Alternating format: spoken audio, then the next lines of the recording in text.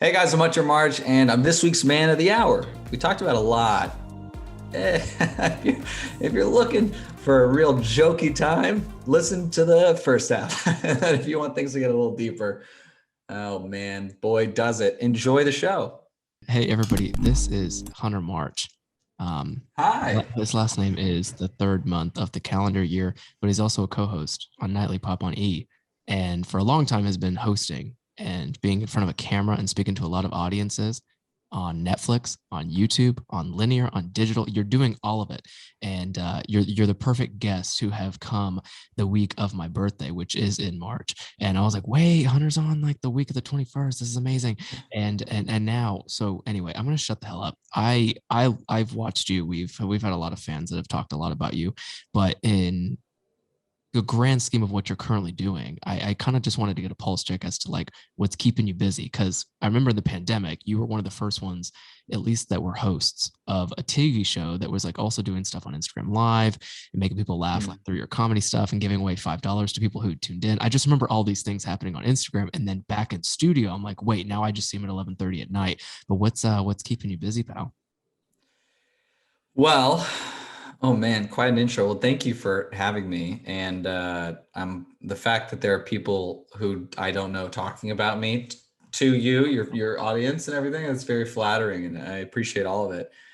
It's definitely weird, that part of it, but yeah, everything's good. I'm doing Nightly Pop 4 days a week, which we've been doing, even during the pandemic. But I think we just had our 450th episode or something like that, Mm. which is a lot of, it's a lot of television if you add it all up. And I'm super grateful that I get the chance to do it. And then keeping me busy now, I'm actually kind of getting back into YouTube. I have a few series I want to do just because I love being in control. And I think Mhm. like when you work for a network, um, you relinquish most of it. Granted, you get a lot of things back in return, like someone doing things for you. You have a Yep. camera operator waiting, three of them on our show, four of them. You have sound guys and editors and producers and writers, and all of that's really nice, but it comes at the cost of you um, not having a ton of creative control. Which, granted, on Nightly Pop we do. We, any ideas we pitch really do get considered and usually end up in the show. Mhm. But I started on YouTube in like when I worked at Awesomeness TV, even, which was my first job in the industry after like a couple PA jobs.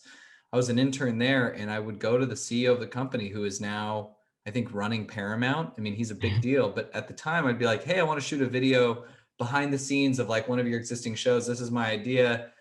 How do we make it happen? He's like, you just go make it happen. Take Mm. a camera, shoot it, and edit it.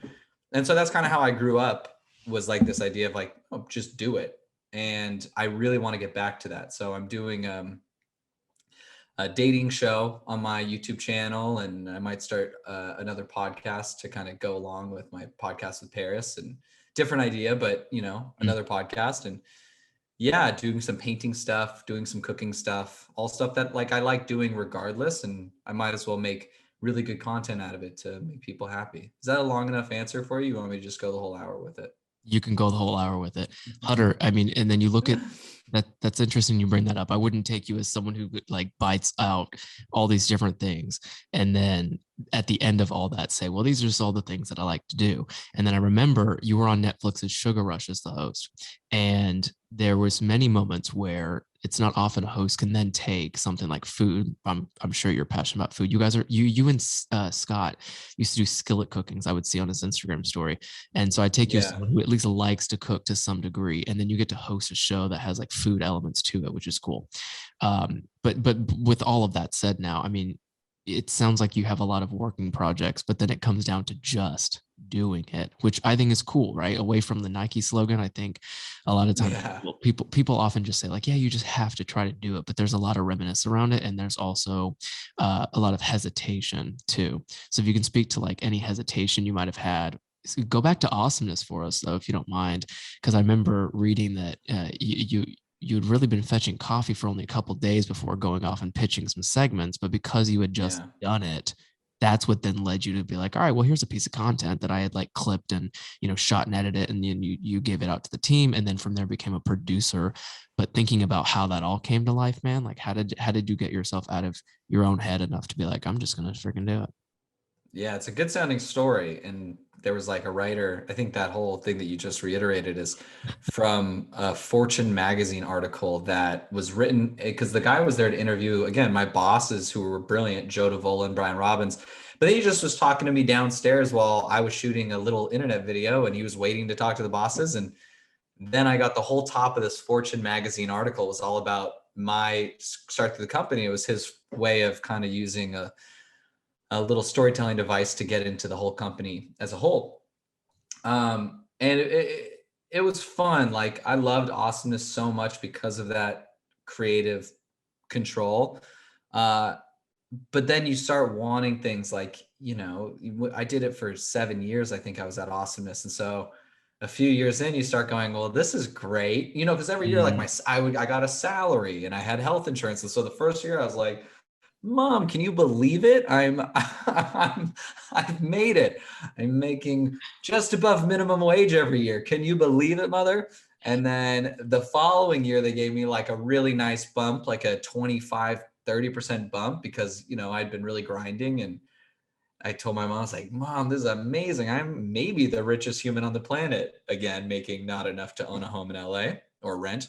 And then finally, I started making enough money where I was like, okay, well, the money is not the thing I'm craving anymore because money to me was so big growing up. I grew up in like a divorced house where one side of my family didn't have any money, my dad, and then my mom, we had enough money to go to, vacation in Hawaii every year for Christmas. And so for me, like my mom really was like, you need to invest, you need to be smart with your money. And my dad was like, listen to your mother. You don't want to end up like me.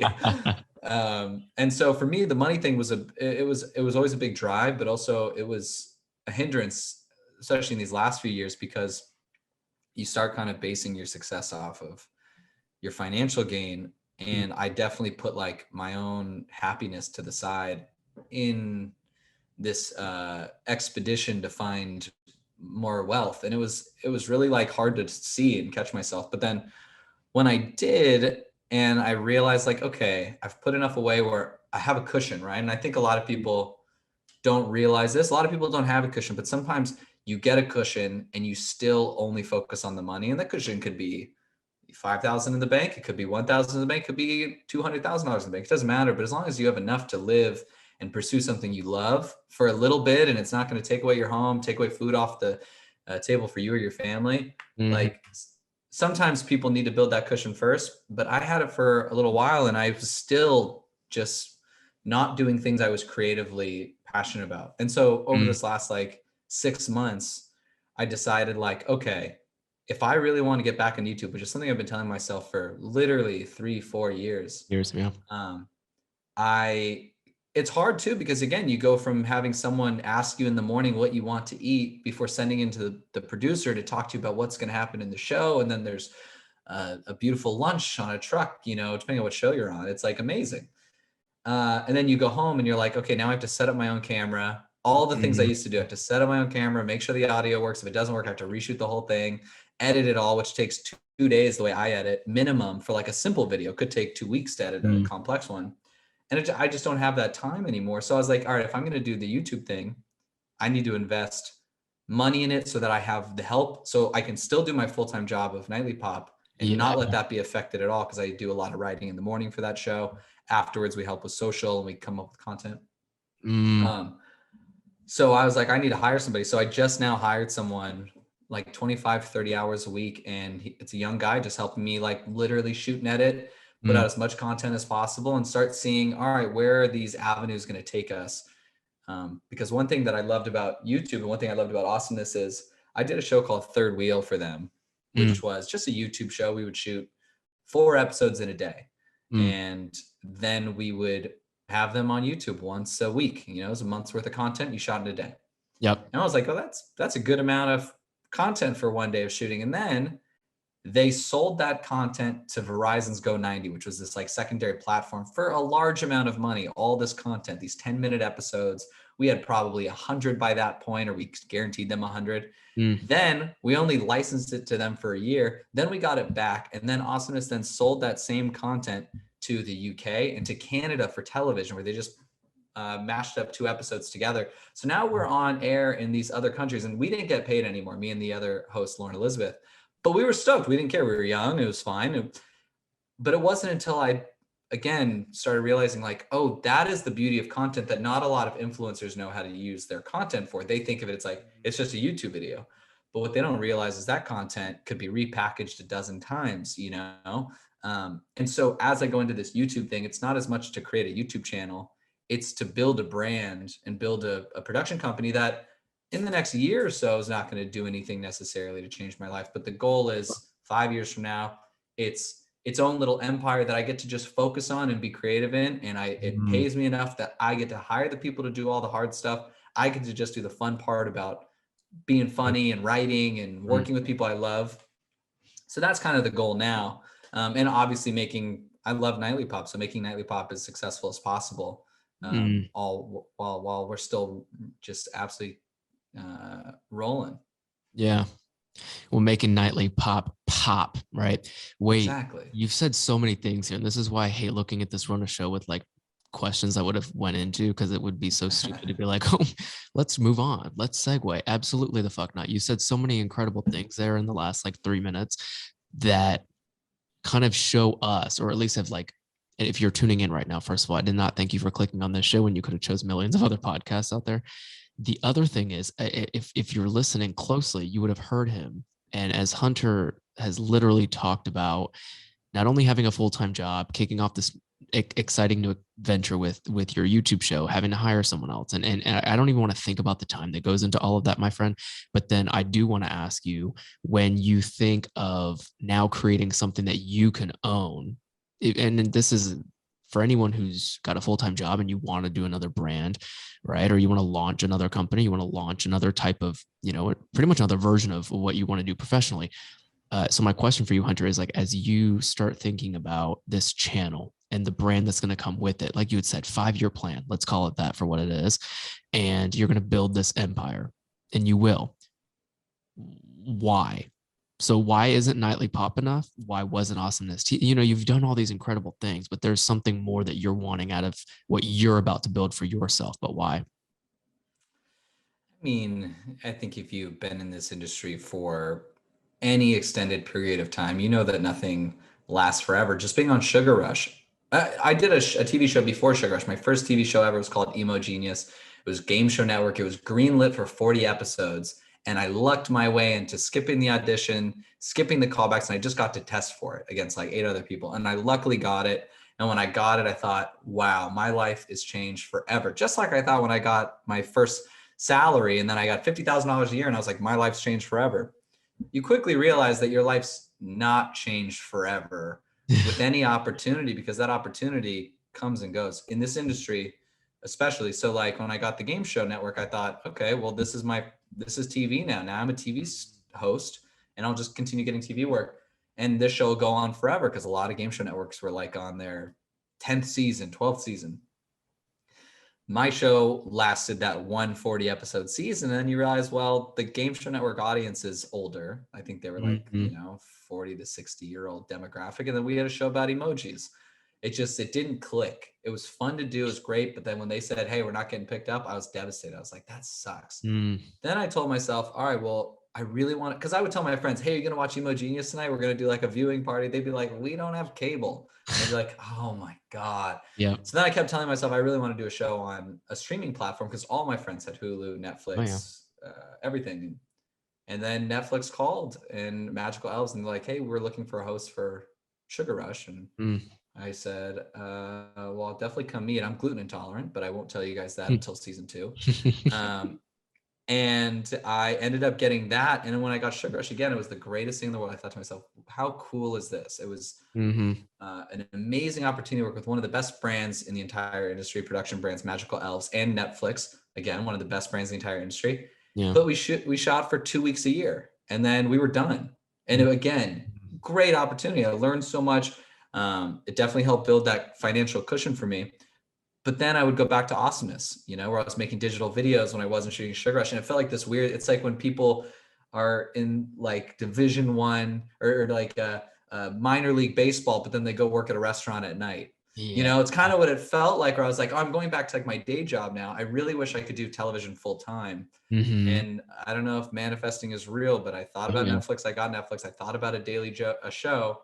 And then E called and he was like, hey, we want you to do this pilot for Nightly Pop. And I was like, let's go, as long as I can be funny. Because I was never really like a pop culture. I never wanted to do celebrity interviews. I never wanted to do red carpets. But I was like, if I could be funny, let's do it. And we did it. And granted, they've been fantastic about that, because it's really been our MO from the get-go.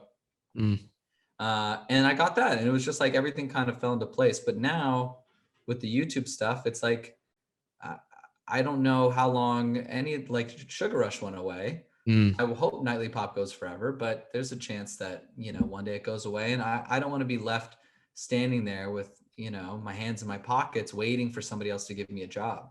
I'd rather make my own luck and make my own opportunity. So again, it's nowhere soon. And if I keep getting TV shows, the honest truth is the YouTube channel is secondary to everything. The podcasts are secondary to everything, because when other people put you in their hands and when your responsibility is their show, that takes priority, so I don't want to mess up someone else's project because I've been jealous of my own time. So that's why, and I always recommend this to people whenever like young people would come up to me and say, I want to start a YouTube channel. I would always say, don't drop out of school. Don't quit your job unless you absolutely have the cushion to do it.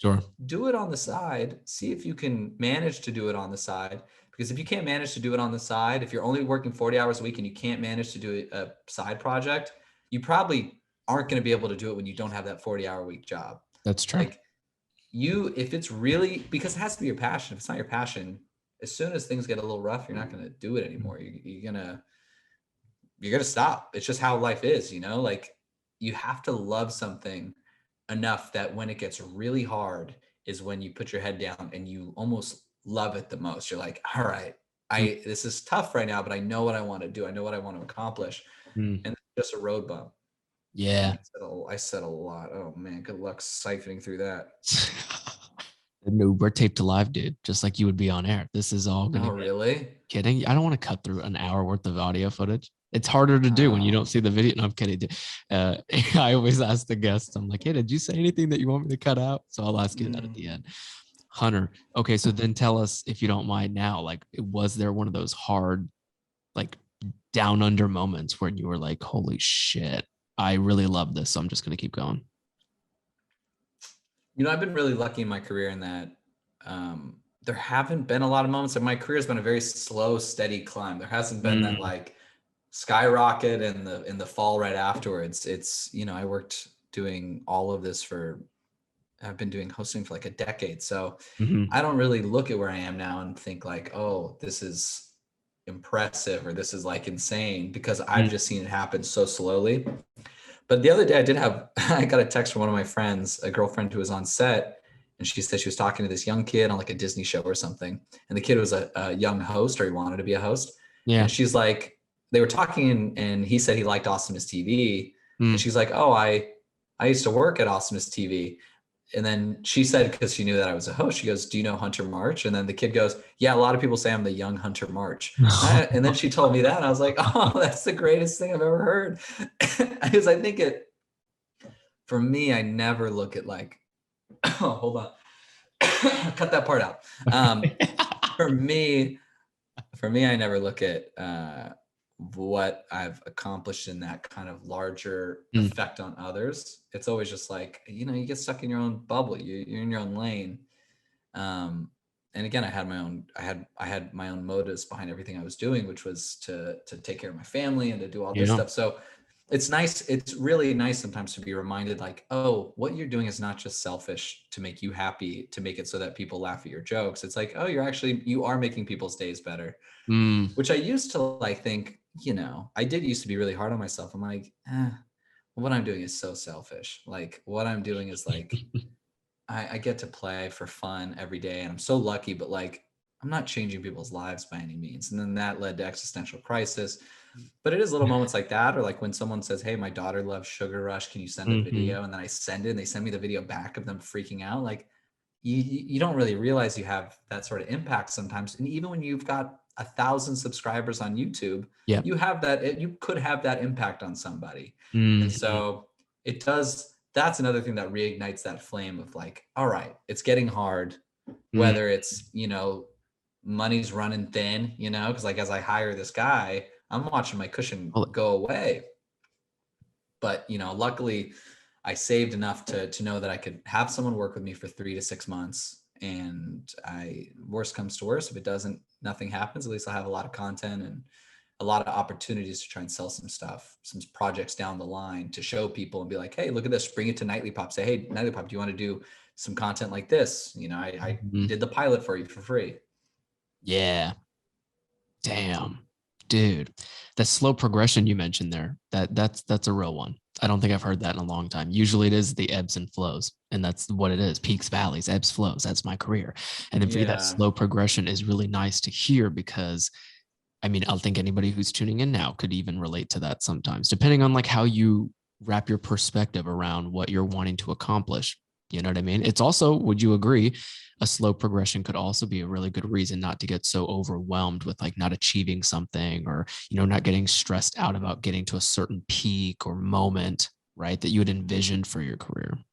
Yeah, for sure. I mean, I've been in this very rare position in Hollywood now where I've never not worked. You know, like from day one, Awesomeness, I didn't leave Awesomeness till I had already done 2 television shows. And I only left once I got E, which was a, you know, at that time 1 or 2 day week, but then it became 4-day week television show. Yep. So like I've had this such a blessed little timeline. Because I know that when you don't have work, all of a sudden things get a little bit more desperate and you start, your attitude changes. Like I know my comedy comes from being confident. My charm comes from being like just sure of myself. And I, you know that like, all right, I'm secure in myself. Let me make other people enjoy their time. Yeah. And so I don't know what it would be like if I lost my work, but I know that if I did lose all my jobs tomorrow, I would get out of LA so fast. I'd be gone. I would go live in the woods. I'd paint. I'd start my YouTube channel out there. I just would get away because, you know, as great as LA is and all the opportunities here, like it's nice. It's nice not being here too. AKA vacation. When was the last time you took a vacation away from Hollywood? I go, my dad lives in Costa Rica, so I went to go visit him for Christmas.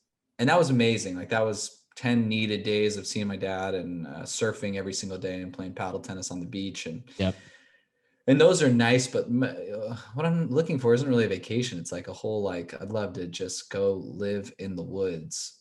Yeah, I take you know, like that. Yeah, for sure. Yeah, but I think I want to find a partner in life first before I decide to go be a hermit. I want to be a hermit with somebody, if that still counts as hermitry. We'll get into that in a second. Way more about you. You just mentioned that you want other people to enjoy their time, and that usually comes with not just a confident person like yourself, or like you had said, charming. Those are definitely characteristics that we've seen. Oh boy, no one wants to hear themselves call themselves charming. That's my bad. I'm sorry. No, are you kidding me? It counts for you. The reason I say that is because there's a lot of people who can't put that show, right, like the confident show on, because they hadn't yet gotten to such a grounded place for themselves, right? And so when was that for you? I know you mentioned you've been in the business pretty much for like a decade. Was it in the business before where you'd felt like, oh, I'm pretty like confident myself? Because that's why you can be so funny to people. That's why those young kids look at you and say, oh my God, like send me a video. And then their parents are like, hey, look, they were so excited that you sent them a clip of yourself and stuff. But those things wouldn't have happened should you had not been so confident to like allow other people to enjoy, like you had said, that time, either watching you or, watching you perform, and, or just, Yeah. What's funny is when I was in 5th grade, I had a teacher on a report card.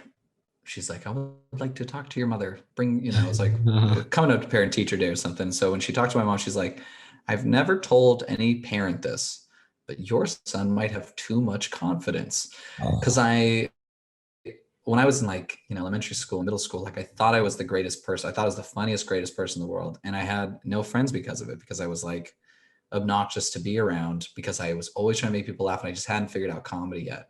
And then I had a birthday party in middle school that nobody showed up to. And that should have shut down any human's chances of confidence. After that, if you have a birthday party, invitation, date was right, time was right, location was right, nobody showed up. None of the 25 kids. And it was, I didn't realize how heartbreaking it was at the time, because again, like my family wasn't one to really express emotion. But I think that affected me most of my life. And it put me down a path of like, all right, we'll get people to like you. And what's the one job in which the only obligation is to have people like you? And that's being a television host. Being an actor, you can be an asshole. Being a musician, you could be a rock star, you could be a diva. You cannot give a fuck about any of your listeners, followers, viewers, whatever. You can hate them and still be great at your craft. Being a TV host, like the whole thing is this building this pseudo relationship with the viewer where it's like, hey, we're friends, same with an influencer to a degree. And I think I went down that path because I just wanted people to like me. And my confidence actually was probably much higher when I was younger. Like my confidence now as I get older has changed. It's no longer like obscene confidence. Now it's like life's pretty sad. And I just have to remind myself that like, I'm good at what I do and I like doing it. I love the opportunity to do it. So let me just do that and make people happy. And hopefully I'll find happiness in that. But the confidence wanes much more nowadays than it ever has. Like even being vulnerable like this is not something I would have done 2 years ago. I would have been very much like, young hunter, like, what's up guys? Like a YouTuber, but now I realize that like everybody's going through shit. And so it doesn't hurt to open up and admit, because I think like especially a lot of celebrities, they don't like to admit that their lives are rough. And I used to think because my life was so on paper really good, I have my house, I have my friends, my job, all that, career. I used to be like, all right, well, you can't be sad, But almost every late 20s, early 30s person is sad about something. So I want to go back to that in a moment. I wrote down right here, I go, life is sad, ? So we're going to go back to that because I think there's some things we can really shred the onion on right there. I don't know why I just said shred the onion. Yeah, wait, are you Outback Steakhouse? What no, I really thought about wait, Texas Roadhouse, right? They used to do the peanut shells. That's what I really meant to say. Shred the shell. Hunter, wait. So first of all, thank you for being that open and honest, because now I have questions that I like didn't even think I'd be asking you. Oh my God, the birthday, the 5th grade. I mean, my mom had the similar experience too. She used to say like she was such a bitch to people in kindergarten and people didn't show up. Clearly your story was different. It was just you being confident. And people might have taken that the wrong way, whatever. Perception's everything, right? That's clearly how, like you had said, a lot of 25, like mid 20s, early 30s, anybody nowadays is getting that like backhanded perception of what people around them might be thinking, although it couldn't be farther from the truth, especially for someone like you. I'm sure you weren't a dick because you were confident. It's probably the opposite. Yeah. And thinking about your career though, before awesomeness, so like take us back about 10 years, which then you were probably about a decade after that 5th grade birthday. So then now, I mean, as you were about to enter the business, is that what you told yourself? Like, I want to do TV hosting because of what the explanation you had just given us as to like how that was going to just allow people to like you? I think it all just stemmed from I wanted to affect people in some way. And I did school plays, but when you do a school play, you're sharing the stage with 5 to 25 other kids, and unless you're the star, even then there's a few stars of every play. So for some reason that didn't really trigger anything in me. And I'm reading other people's words, which is, it's impressive if you can do it well, but it's not as impressive as going up there on your own and being like, hey, I've got nothing. What you're seeing is all me top to bottom. So I hosted like my school talent show in high school. And it was awesome. I felt so good. I couldn't sing or dance really, so I couldn't perform in the talent show because that's all kids did back then. Yeah. So I hosted it and I had the best time. And then I went to college to become an English teacher. I kept leaving to go, do stuff in the industry, whether it was PA or intern here, sound. I did grip department on a few commercials. I was doing art department on dozens of projects, just anything I could. And then one day Awesomeness was like, hey, we need you to drop out if you want to continue working here, because we need to send you away to go shoot this show for like 2 weeks. And I had to drop out of college because I'd already had so many drop fails for leaving to go work on the industry. And the college was like, yeah, you shouldn't come back, man. You've got no chance of like getting into a UC with how many drop fails you have. And I was like, all right, that's fine. I left. I was always like, I could be an English teacher whenever, but you can only do this industry for so long. It's easier to start when you're younger, but you can do it whenever. And then I don't know where your question started or ended, but wait, where was I going? You're going from having entered the business and not finishing, and then right. Yeah. So then that's how I got into the business. And I think like getting into hosting, my grandpa was a television host. I never met him. So I never had that like talk with him about, oh, you got to carry on the lineage. It was never even a thing that my dad told me about, really. We didn't talk about it. So being a TV host is weird that it's in the bloodline, but for me, I think it was just like, I just like making people laugh. I love improv for the same reason. Stand-up's a little harder for me because I hate doing homework, and stand-up's a lot of writing. But improv and hosting is just like, I get to just be me every day and be fun. I still do a lot of writing, but it's less intense than stand-up. Yeah. Well, if you ask me, I think it was where you were meant to be, from the sounds of it. And I'm just meeting you for the first time, from the sound. I'm not a psychologist, by the way. I just think that, especially, this is something that I'd wanted to get into as well, like the media presenting, the hosting, the interviewing.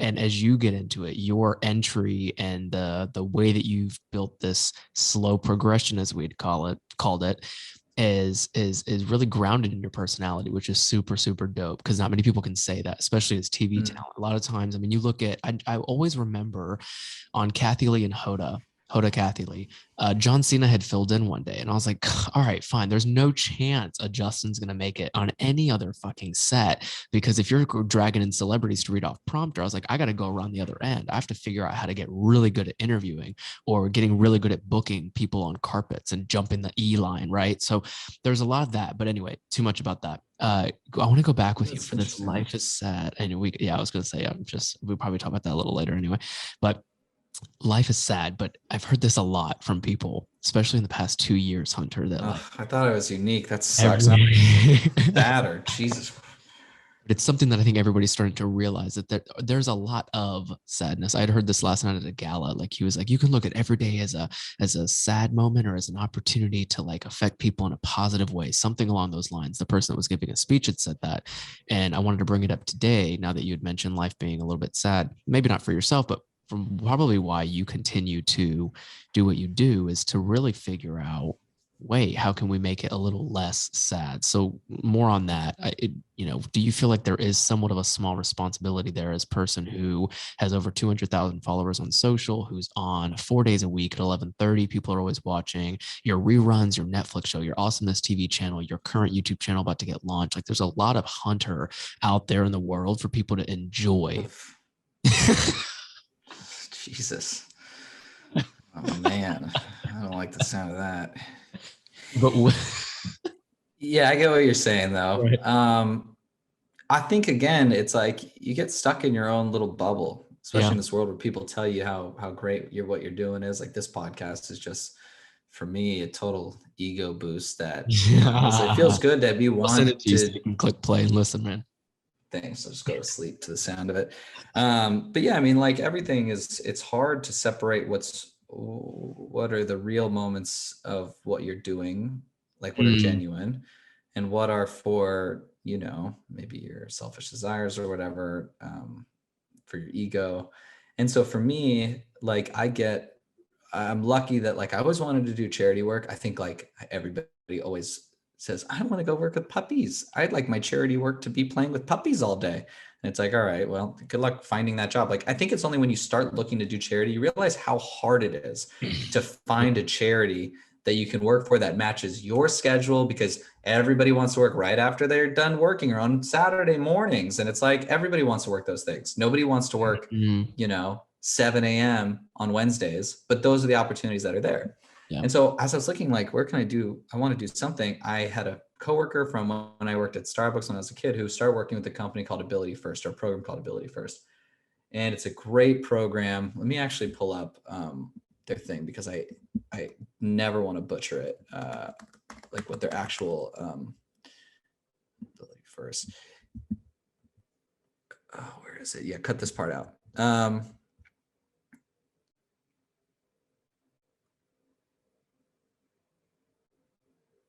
Yeah. So my, you're gonna cut that out, right? Wait, you're muted now, or am I muted? It's muted, and I was muted. Damn, now I really cut it out. No. Yeah, I don't ever, because it's such a sensitive subject, I never, like, I try and do it in their exact words. But Ability First, she worked for a company, she worked for a program called Ability First, and Ability First helps adults and children with disabilities basically like learn how to prepare for the real world. And she said, Hunter, do you want to come work with the program and do a painting class? And I said, oh my God, yeah. I mean, I don't know if I'm a good enough painter. And then she's like, you're a good enough painter to teach anybody, let alone children. Like, cause I was going to go teach a children's class. And I was like, yep, let's go do it. And I bought all the stuff to teach him how to paint. And when I went there, it was in Inglewood, which is kind of close to the area I'm in. It was the closest program. And what these kids and adults, I met all the adults in the program too. Like, it's hard, man. It's hard raising a kid with disabilities. Or, being an adult and having to transition to the real world, man, I get emotional talking about it.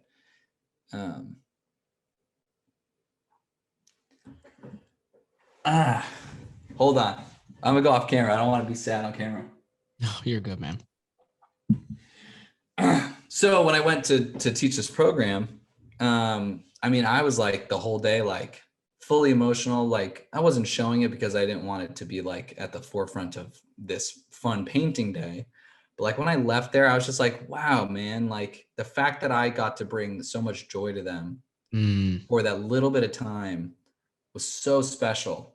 And I think they really appreciated it, because it's not every day that, someone comes and teaches them, and then they get to introduce me as Hunter March from Sugar Rush. So to me, that means nothing. Like, to be Hunter March from Sugar Rush or Hunter March from Nightly Pop, to me, it's just background noise at this point. Like, it's what I've been for years and years and years. And so seeing them get excited, they're like, from Sugar Rush. And then they asked the kids who had seen Sugar Rush, and almost all of them had seen it. And I've gone back almost every other month to teach this painting class. I'm hosting their talent show on Sunday for Camp Pivika. I host their yearly event, their stroll event. And it's things like that where I realize, like, wow, I'm so lucky that I get to have this effect on people who really appreciate it, when I don't appreciate, like, I don't have the same value for my work that they do. And so it's things like that. And then again, on smaller scales too, when someone DMs me and says, hey, I got a DM from someone who said that they were a godparent to this daughter, and the daughter had a father who was dealing with really serious dementia. And she was like, she would love if you did a video. And in my mind, I'm like, I don't know if she'd really love if I did a video, if you're just reaching out to everybody on Netflix. But I did it anyway, and the daughter loved it, and it, like, totally made her month, maybe, I don't know how it, but she keeps emailing me being like, wow, so special, thank you so much. And so it's little things like that remind me, like, okay, it's not just for me to get another TV show. It's like, no, I get a chance to, like, really help people that other people don't have the opportunity to do to that degree. Yeah, and that degree is very valuable, right? It's much more valuable than the education degree that you had mentioned a little bit ago too, if you think about it, because you saying that pretty much heighten the value of what you've been building without knowing what you were building. I'll say that as someone who just heard the story, and I'll give you more ego boost here, because that's so cool to hear.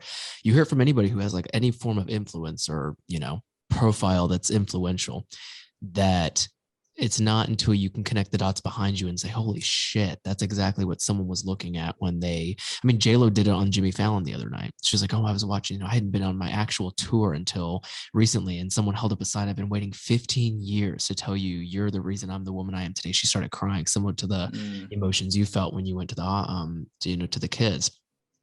And then I'd be remiss without telling you that I remember, I mean, I brought this up a little bit ago if you were listening. Hunter's voice is much more attractive than mine, but when I had mentioned that he was on Instagram at the top of his introduction on this episode, I was like, oh, I remember watching your IG live and you were always with Scott. And I was like, that's a cool fucking dude. But I'll never forget that you had painting sessions and you had talent shows. And the two things you just gave us in that story about you going to visiting kids were all about paintings and a talent show you had just mentioned. And I think that is beautiful. Not only were you continuously going to go see them once a month, every other month, and then hosting like you had said, the events, you then took it upon yourself to take your platform on social and turn it into something even better, when you could have like either not done Instagram lives or you could have used it for some other type of random shindig thing. So I have to clap like a lot, whatever, if you can hear that. But like, dude, that's cool as shit. Like, that is so fucking cool that you can do that. And you telling that story allowed us to realize that you know what you're doing. And it's the best thing ever that you could be doing with a platform like yours. Yeah, very lucky. Super, super lucky. You know? Thanks for the compliments. And But yeah, I mean, even talking about it feels weird because it's like, it just feels so self-fulfilling, or it feels so. Let me tell you this. So then my next question has to be, how are you with patting yourself on the back? I tell my friends and people in this business all the time, it's so healthy. And so how often do you pat yourself on the back? Do you pat yourself on the back, and why, if not? I don't do it very often anymore, just because it's, I don't know. It's one of those things that like I feel like I used to do it all the time, but now, um, is this like the most depressing interview you've ever done? Are you kidding me? No, this is like there's nothing depressing about it. I think it's so cool. And like, even if you're like having to reflect on some things in the past, that's essentially what I thought podcasting in a nutshell could have always been, right? It's like a long conversation of like, holy shit, I just remembered that one time and stuff. No, but though this is not depressing. You kidding me? If anybody's listening, it's like, well, your stories have totally helped them, I'm sure. Well, thank you. Yeah, I mean, I know I need to do it more. I actually have a friend in my life who has helped me a lot just with that, and on the other side of it, being more vulnerable with the people in my own life, because I've never been a vulnerable person. Like, I was in a 5-year relationship, and she saw me cry once. And when I did cry, I didn't understand why I was doing it. Like, that's how backed up everything was. I was like, I don't know why I'm crying. She's like, it's okay. I love it. I want you to cry all the time. And so for me, like this past year, specifically these last few months, have been a lot of like, all right, well, it's time to reflect and be more vulnerable with people, which is maybe why I have more emotion even during this conversation. Is I think you start opening up those wells a little bit, especially as a man from a household where it was all boys mostly, and my mother, my mom was not emotional with us, like never in a sad way. Growing up. So like for me to open up those valves, it's almost like they're permanently turned open a little more every time I open them, just kind of letting it loose. And so the patting myself on the back thing, I need to do more. Even my, therapist about a year ago was like, I don't really tell a lot of people this, but you should have obscene confidence in what you do, because it's only going to help, and you're never going to be an asshole with it. Like, you're just not that person to hold it over others. But, your career depends so much upon that ability to just charm and be funny and be sweet.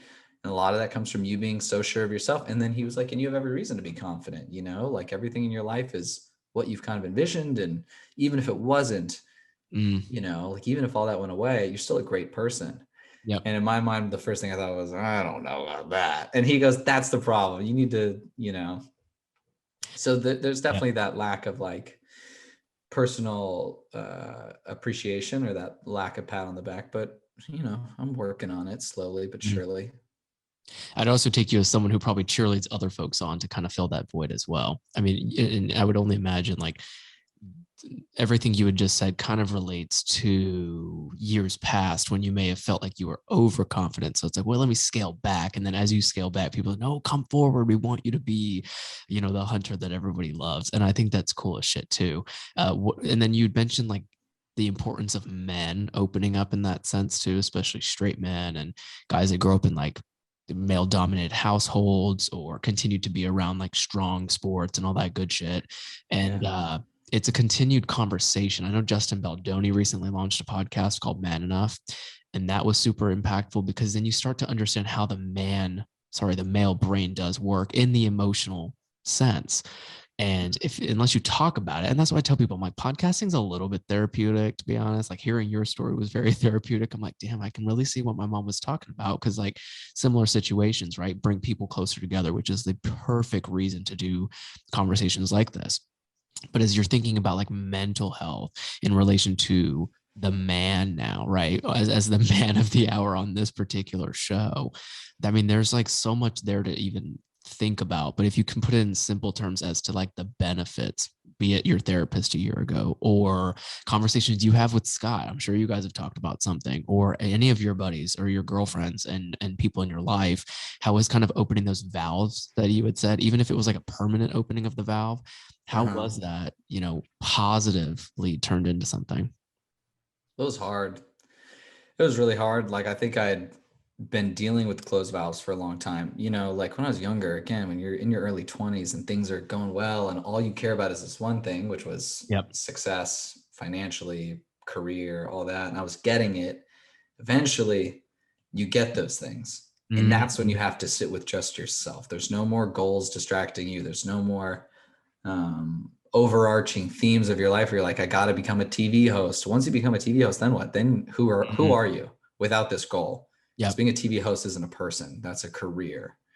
So it was like, all right, now who's Hunter?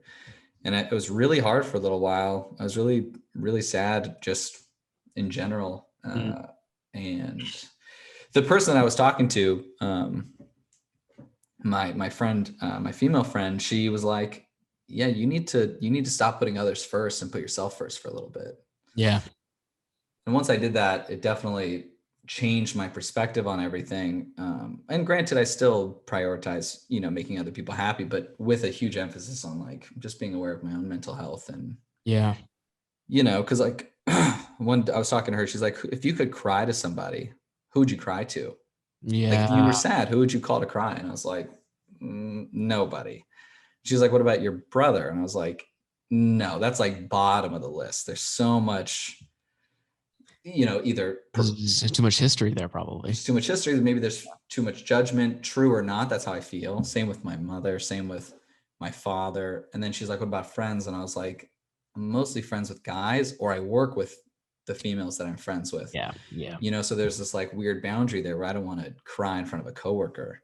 Yeah. And she's like, you need to find somebody to cry in front of, because without it, you're gonna explode. Humans are like bottles of soda, and if you're being shaken up all day by your feelings and you never have the ability to just loosen the cap a little, if you can't let it out a little bit, eventually that cap's going to blow off the top. And whatever that looks like for you is what it looks like for you. Maybe you become really angry. Maybe you become unbearably sad, whatever it is. And so I started loosening it up. And I actually talked to my co-host Nina, and I opened up to her, and she was so sweet about it and so loving. Same with Scott. I opened up to Scott, and that was really special. And it made the relationship stronger. One thing I really like is like your relationships in life are, beautiful trees, right? It's like it starts with that one little seed, and then it goes beautifully, and it turns into all these branches, all these experiences, all these shared moments and shared thoughts and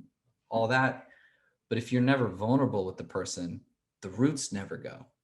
And so anytime it gets a little bit windy where you are in your relationship, anytime it gets a little rocky, that tree's going to blow over unless there are roots there, unless you got deepened down for a little bit. And so all my relationships, because of this, shared moment in my life with these people and me taking the time to try and open up a little bit, they've all gotten a lot stronger, like 10 times stronger. These relationships Mhm. I've had in my life for years now, people I've lived with, Yeah, have gotten 10 times stronger in the last because of 3-4 months than they ever were in the last couple months. call it the valve effect. The I mean, valve look at effect, that. yeah. That's I'm gonna sound like a premeditated whore. That's the answer I was hoping for, and Mm, something I try to stress to a lot of people. It's not why I host this show, but it's definitely something that has been brought up many times. No matter what relationship you're building or trying to make stronger, a lot of it's just opening the fuck up, even in a professional mm, setting, especially in a professional setting. You know what I mean? You and Nina, that's a perfect example. Your co-host, and you're like, holy shit, here's my life. And then I'm sure think of the connection, or what do you call it in hosting, the rapport, right? That you guys have on set now. I've seen it, right? On Nightly Pop. It's like, you can tell your friends, or the Real. I fucking love the Real on Fox. The girlfriends are besties. You know what I mean? And that's so cool, but you can't do that unless you open up. So thanks for saying that. Thanks for saying all that, Hunter. We're like coming really close to an hour. And I like to respect your time because I know how fucking busy you are with your life. And so as we kind of take a little bit of I guess an ending tone or turn into this conversation, I wanted to ask you, when you think about not taking yourself so seriously, that was the last talking point I had to bring up with someone like you because you're so good at it. In order to not take yourself so seriously, a lot of it has to have come from everything you gave us in the past hour, obviously, but then as you're giving that to people, is there a message behind that? Because I feel like every time I've seen you, every time I've heard stories about you, it's usually like fun and uplifting and like just like not thinking too much about shit, or not taking stuff too seriously. But is there a message you would say around that in order to help the folks who are listening right now?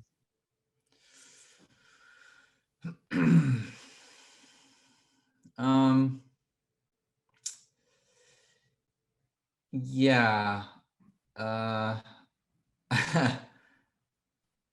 I think for me, it was, a lot of that like nonchalant attitude on television and kind of being irreverent all the time and always being the funny guy.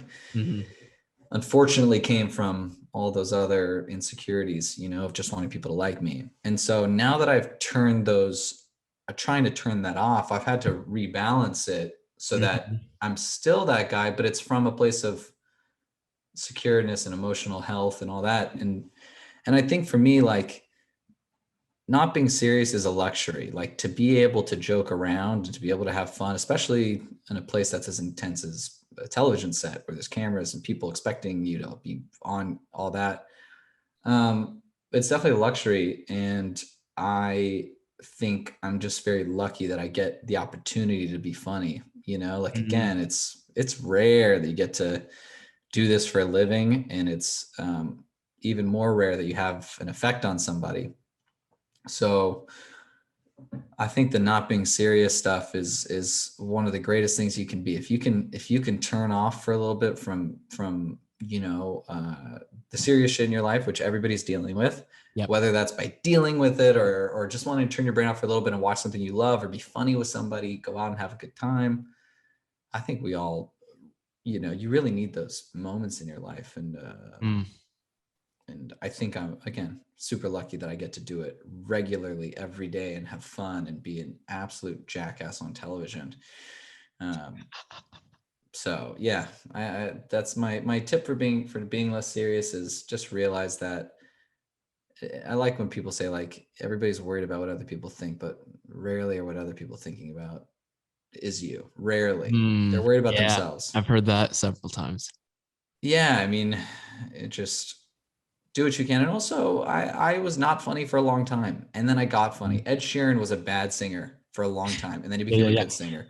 So if you wish you were something, if you want to be smarter in conversation, if you want to be funnier, if you want to be more carefree, Yeah. practice, have fun, go do it. And if it sucks, it sucks. But know that every time it sucks, that means that you're bending something or breaking something, and it's got to heal and get stronger, and that's Mhm. all it's doing. You're not digging yourself a deeper hole. Every time you feel awkward or uncomfortable, that's your body and your mind getting better. That's you tearing those little muscles, and it's like working out, you know? So no matter how big the goal is, like for me, painting, I wasn't a good painter when I first started. Now I'm a pretty decent painter. So Yeah. I'll help it you was a market and skill. sell that shit behind you. This looks really good. The Mickey Mouse piece. Yeah. Yeah, all of it. Yeah. And so anyway, go out, practice being carefree, practice being fun, practice being smart, practice being whatever you want. And I guarantee you, in a year, in 5 years, in 10 years, it may seem like a long time, but then you got the rest of your life afterwards to be that person, which is incredible. Yeah. Big tips from Hunter March. There you go. And Yeah, that was maybe bad tips, oh, but hell no, whatever. dude. That was, oh man. I'm like shaking my head. I'm like, damn, we have to end this episode. But you know what, dude? I don't think we could have ended it on a better note. It's the slow progression of your story. It was bringing up the fact that your career was a slow progression, and then we got into a lot. Not me sitting here recapping the whole conversation before we actually have to close it. It's my way of being like, wait, I don't want to go yet. Wait, don't hit the stop Yeah. button. But Hunter, that just everything, the openness, the vulnerability, the tears of the great work that you're doing for people through your influence, all of that, it matters. I'll say this as someone who just met you alongside my girl Peyton here. Like, dude, like you matter, what you're doing matters. So keep that, because I think that's exactly why people want you to send them videos, right? Hey, like my friend from, Sugar Rush, please send me a video to my kids and stuff. But that stuff all happens for a reason, and your reason, your story, everything has been super great to listen to. So in the description below, my friends, before I choke up and start crying, because I loved listening to all of that, we're going to put all the information about Hunter's latest show, which is E's Nightly Pop. It's Monday through Thursday at 11:30 Eastern.